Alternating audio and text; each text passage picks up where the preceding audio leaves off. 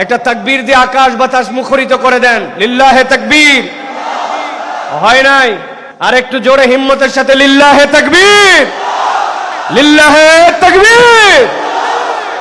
আলহামদুলিল্লাহ। তাহলে আমরা শপথ নিলাম, যা শুনবো এইটা আমরা প্রতিপালন করার জন্য চেষ্টা করব। প্রিয় ভাইরা, সাহাবীরা নবী করিম সাল্লাল্লাহু আলাইহি ওয়াসাল্লামের জন্য কি ত্যাগ করেছিলেন। ও ভাই, আজকে আমাদের ত্যাগের লেভেল কি?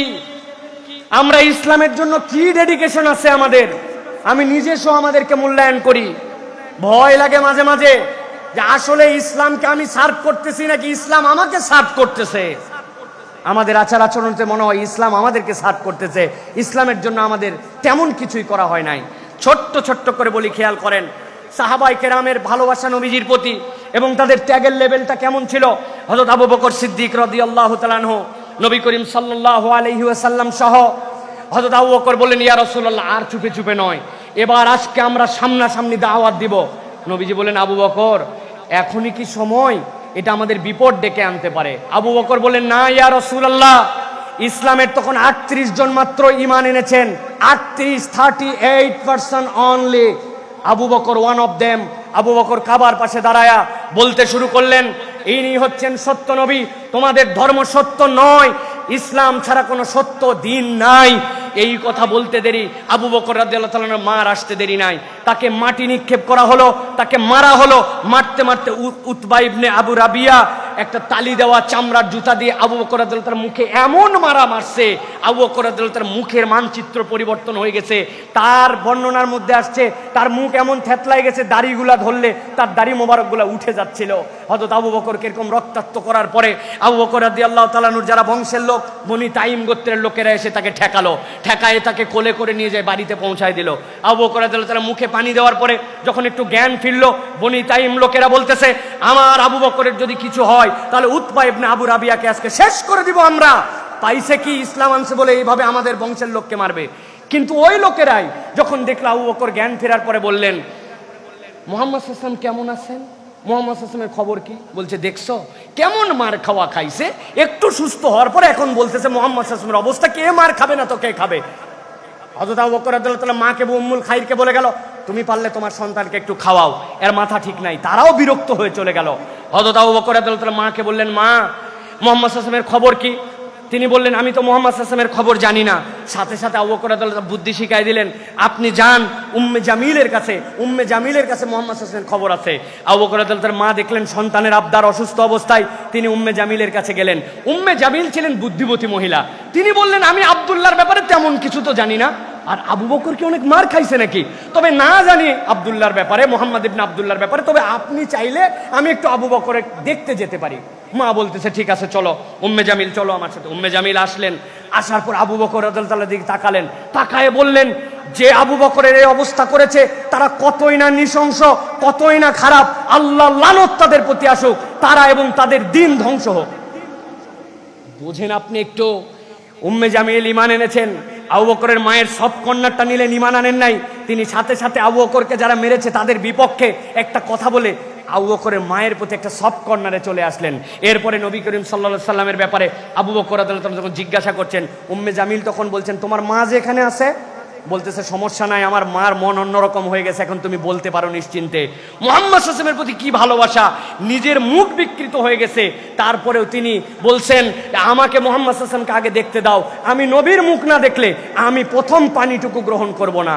সাহাবায়ে কেরাম এই ভালোবাসা যেরকম পেয়েছিলেন, ঠিক একই রকম ইসলামের জন্য ডেডিকেশন তাদের মধ্যে ছিল। হযরত আবু বকর রাদিয়াল্লাহু তাআলা একদিন আসলেন, আসার পরে বললেন, উমাইয়া ইবনে আবি খালফ তার কাছে বললেন, শোনো উমাইয়া, আমার কাছে একটা নিগ্রো গোলাম আছে, খুব শক্তিশালী, হেভি কাজ করতে পারে, তুমি কি এর বদলে বেলালকে দিবা আমাকে? বলতেছে, তোমরাই তোর মাথা খারাপ করে রেখেছো, নাও তুমি ওইটা দিয়ে, তোমার গোলামকে দিয়ে তুমি বেলালকে নিয়ে যাও। এরপরে আবু বকর রাদিয়াল্লাহু তাআলা উমাইয়া ইবনে খালফকে থেকে তাকে নিয়ে আসার পরে তাকে মুক্ত করে দিলেন। এই যে সাহাবায়ে কেরাম এক ভাইয়ের প্রতি এক ভাইয়ের সহনশীলতা, সহমর্মিতা, ভালোবাসা, উদারতা, ডেডিকেশন, এইগুলো আমাদের মধ্যে নাই। কোনো একটা ভাই ফজরের নামাজ পড়ে নাই, কিন্তু 4 ওয়াক্ত নামাজ পড়ছে। জিজ্ঞাসা করছে, ভাই ফজর পড়ছিস? কয় না। তাহলে তো তুই জাহান্নামে চলেই গেছিস। ওর যে 4 ওয়াক্ত নামাজ আছে এইটার জন্য আমার কোনো ভালোবাসা নাই, ওর যে দিনদারি মনের মধ্যে আছে এটার জন্য ভালোবাসা নাই, আমি খালি তারে জাহান্নামে পাঠাই। আব্দুল্লাহ জাহাঙ্গীর রহমাহুল্লাহ এই কথা বলতেন আমাদেরকে যে দেখো একজন মানুষের গুনাহ অপরাধ অন্যায় এইটার জন্য ওই মানুষ ফাসেক, ওই মানুষ গুনাহগার, সে হয়তো জাহান্নামে চলে যেতে পারে, কিন্তু সে ইমানের কারণ সে একজন জান্নাতি, সে আল্লাহর পছন্দনীয় বান্দা। তাহলে আমার তার অপরাধের জন্য ঘৃণা থাকবে, অপরাধের জন্য খারাপ লাগা থাকবে, কিন্তু ইমানের জন্য আমার ভালোবাসা কতটুকু থাকবে? আমাদের ইমানের জন্য ভালোবাসা নাই, শুধু অপরাধের জন্য দূরে ঠেলে দেওয়া। সাহাবায়ে কেরামের মধ্যে এই চরিত্র ছিল না। 3 নম্বরে বলবো আম্মার ইবনু ইয়াসার। আম্মার একজন কঠিন ফ্যামিলি, একটা কঠিন ফ্যামিলি, প্রথম ফ্যামিলি ইসলামের ইতিহাসে যেটা ফ্যামিলিগতভাবে ইসলামের এনেছিল। আম্মারের বাবা ইয়াসার ছিলেন, ইয়াসার ছিলেন ইয়ামেনি, ইয়ামেন থেকে তিনি এসেছিলেন। আসার কারণ কি? মক্কায় আসছেন, তার একটা ভাই হারায় গেছে, ওই ভাইকে খোঁজার জন্য সাথে নিয়ে আসছেন মালিক এবং হারিস, আরো 2 ভাই।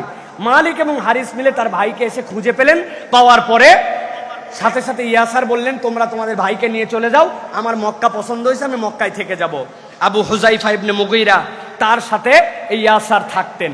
আবু হুজাইফা ইবনে মুগীরা তাকে খুব মহব্বত করতেন, মহব্বত করে তিনি আবু হুজাইফা এক সময় হযরত ইয়াসার রাদিয়াল্লাহু তাআলা আনহুকে তাকে তিনি গোলাম হিসাবে না রেখে তাকে মুক্ত ঘোষণা করে দিলেন। এই মুক্ত ঘোষণা করার পরে তার সাথে সুমাইয়া বিনতে খাইদ, তার সাথে তার বিয়ে দিলেন। বিয়ে দেওয়ার পরে সর্বশেষ আমার কথা ভালো করে খেয়াল করেন, এই পরিবার ঈমান আনলো। এই পরিবারের ঈমানের খবর যখন আসলো যে ইয়াসার ঈমান এনেছেন, আম্মার ঈমান এনেছেন, হযরত সুমাইয়া রাদিয়াল্লাহু তাআলা ঈমান এনেছেন এবং ইয়াসারের ভাই আব্দুল্লাহ ঈমান আনছেন। এই ঘটনা শুনে আবু জহেল একদিন খেপে হযরত সুমাইয়া রাদিয়াল্লাহু তাআলা আনহার কাছে গেল। যাওয়ার পরে বলতেছে তুমি এমনি এমনি ঈমান আনো নাই, তোমার ঈমান আনার কারণ জানি। মুহাম্মদ সাল্লাল্লাহু আলাইহি ওয়াসাল্লাম দেখতে অনেক সুন্দর না, ওই সৌন্দর্য দেখে তুই ঈমান আনছিস। এই কথা শুনে সুমাইয়া বাপের বেটি, ওই সময় সবচেয়ে বড় প্রেসিডেন্ট অফ মক্কা বলা চলে, যে সেই সময় আবু জহেল তার মুখের সামনে বলল তোমার আর তোমার মায়ের মতো খারাপ চরিত্র আমার না। এই কথার লোড সে সহ্য করতে পারে নাই। তার হাতের মধ্যে খঞ্জর ছিল, খঞ্জর দিয়ে হযরত সুমাইয়া রাদিয়াল্লাহু তাআলা লজ্জাস্থান ভেদ করে মক্কার জমিনে প্রথম শাহাদত বরণ করাইছে, তিনি ছিলেন একজন নারী। এরপরে হযরত ইয়াসারকে এমন কষ্ট দেওয়া হয়েছে যেটা কল্পনাও কেউ করতে পারবে না। এই কষ্টের পরে, কষ্ট দেওয়ার পরে এই মানুষটুকু মক্কার মধ্যে শাহাদত বরণ করেছেন, কিন্তু আম্মার বেঁচে ছিলেন।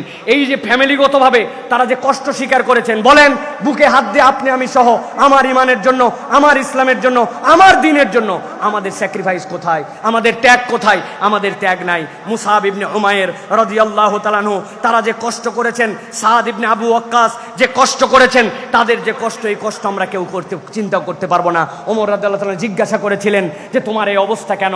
বলতেছে জানো না, তারা আমাকে গরম পানির মধ্যে সিদ্ধ করত, সিদ্ধ করার পরে এরপরে নিয়ে আসতো, নিয়ে আসার পরে আমাকে আগুনের মধ্যে রাখতো। হে খলিফাতুল মুসলিমিন, আগুনটা এমনি এমনি নিভে যেত না, আমার গায়ে চর্বি দিয়ে আগুন নিমতো।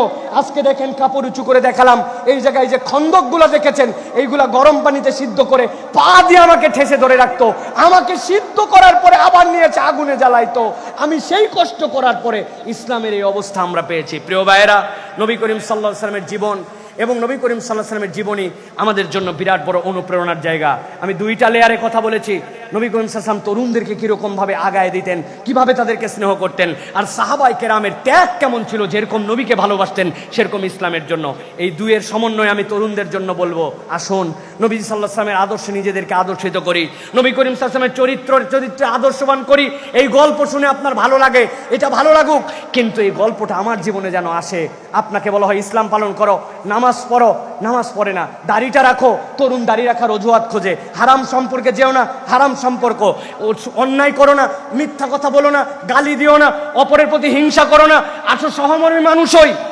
এইরকম মাইনর যেগুলা, এইগুলো আমরা ইসলামের জন্য ত্যাগ করতে পারি না, অথচ কাদের রক্তের ত্যাগের বিনিময়ে আমরা ইসলাম পেয়েছি। অতএব আজকে সিরাত সম্মেলন থেকে আমরা এই শপথ নিতে পারি, আসুন নবীর চরিত্রে আমরা আদর্শবান হই, তার চরিত্র আমাদের হৃদয়ে ধারণ করি, এবং তরুণরা চ্যালেঞ্জ নিয়ে আগামীর বাংলাদেশ, আগামীর বিশ্ব গঠনের জন্য নবীর আদর্শে আদর্শিত হয়ে সামনের দিকে এগিয়ে যায়।